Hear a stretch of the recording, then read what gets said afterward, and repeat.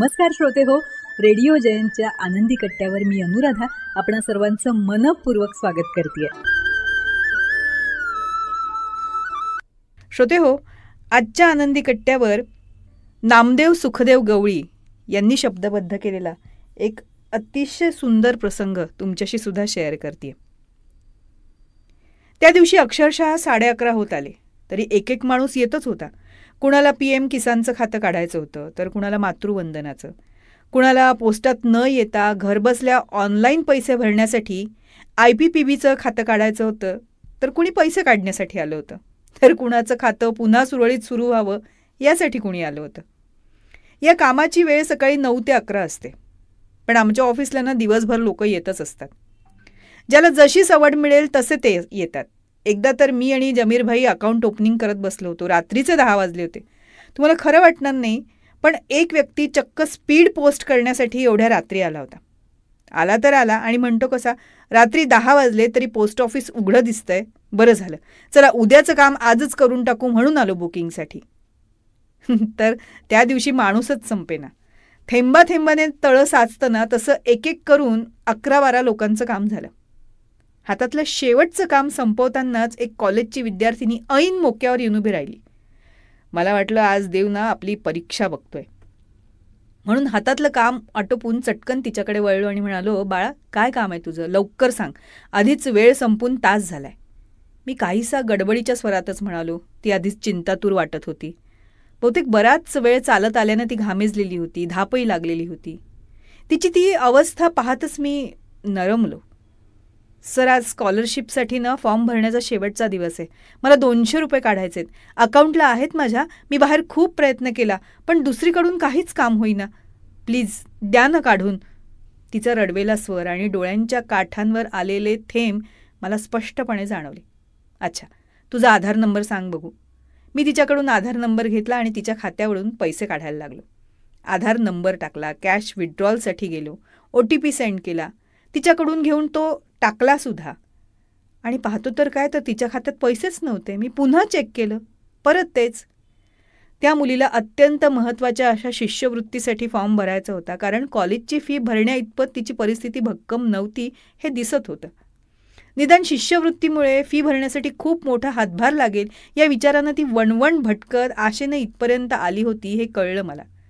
आता तिला तिच्या खात्यावर पैसेच नाही हे सांगायचं असुरी धाडस माझ्यात नव्हतं. मी तात्काळ माझे खिसे तपासले. अवघे 5-50 रुपये शिल्लक होते. माझी चुळबुळ पाहून तिने विचारलं, सर काय झालं, बघा ना प्लीज, होतंय का? मी तिला खोटंच सांगितलं.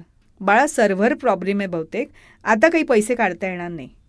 हे ऐकल्याबरोबर तिचा चेहरा खाडकन उतरला. पण पुढच्याच क्षणी मी तिला धीर देत म्हणालो, एक काम कर, आत्ता माझ्याकडचे देतो, तुझं फॉर्म भरणं महत्त्वाचं आहे. ते काम झालं की जेव्हा तुला वाटेल तेव्हा दे. तिला सध्याची वेळ भागवणं गरजेचं होतं, त्यामुळे ती बिनशर्त तयार झाली. मी झटदिशी आत गेलो. आत बाकीचे पोस्टमन कुणीच नव्हते, फक्त अजय होता. मी अजयकडून 200 रुपये उसणे घेतले आणि बाहेर येऊन त्या मुलीला देऊ केले. ती हरखून गेली. आनंदानं आभार मानत दिसेनाशी झाली. दिवसामागून दिवस गेले. मी ती गोष्ट पुढच्या 2 दिवसात विसरूनही गेलो. अजयही मला 200 रुपयाबद्दल आजतागायत चकार शब्द बोललेला नाही. या गोष्टीला मागच्या बुधवारी 6 महिने झाले. नेहमीप्रमाणे मी अकाउंट ओपनिंगचं काम करत होतो, तोच ती मुलगी मला दरवाजात उभी दिसली. मी किंचित चमकलो. मी तिला ओळख देणार तोच तिनं हातात 200 रुपये घेऊन माझ्या पुढे हात धरला. सर, हे तुमचे 200 रुपये. तुम्हाला आठवतं, एकदा मी पैसे काढायला आले होते, पण माझ्या खात्यावर पैसे नसतानाही तुम्ही तुमच्याकडचे पैसे देत माझी वेळ भागवली. मला नंतर समजलं की माझ्या खात्यावर पैसेच नव्हते.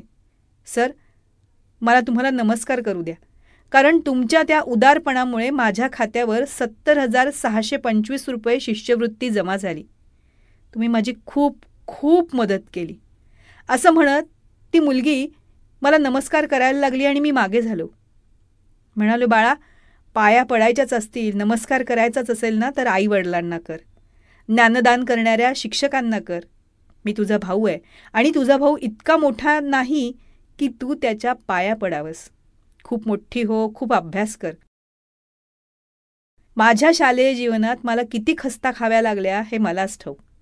माझी आई रानात खुरपण टुरपण करून माझ्या फीसाठी पैसे द्यायची. पदराच्या गाठीला पैसे बांधून ठेवायची.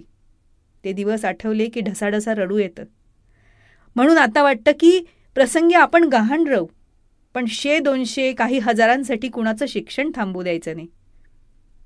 मी बराच वेळ तिच्या पाठमोऱ्या आकृतीला न्याहाळत होतो. ती मुलगी त्या दिवशी आली म्हणून मला नवीन काहीतरी शिकण्याची संधी मिळाली. अशाच लोकांसाठी तर मी सबंध आयुष्य खर्ची घालू शकतो.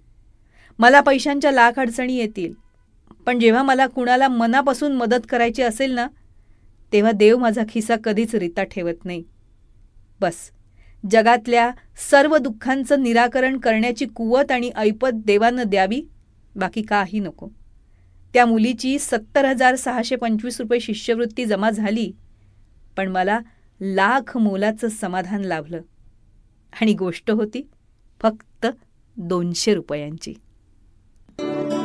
तेव्हा श्रोते हो, हा होता आनंदी कट्ट्यावरचा आजचा सुंदर विचार. तुम्हाला तो कसा वाटला याविषयीची तुमची कमेंट बॉक्समध्ये नक्की लिहा.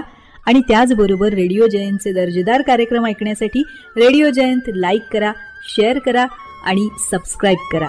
रेडिओ जयंतचं सबस्क्रिप्शन फ्री आहे. आणि त्याचबरोबर नोटिफिकेशनसाठी बेल आयकॉनवर क्लिक करायला सुद्धा विसरू नका.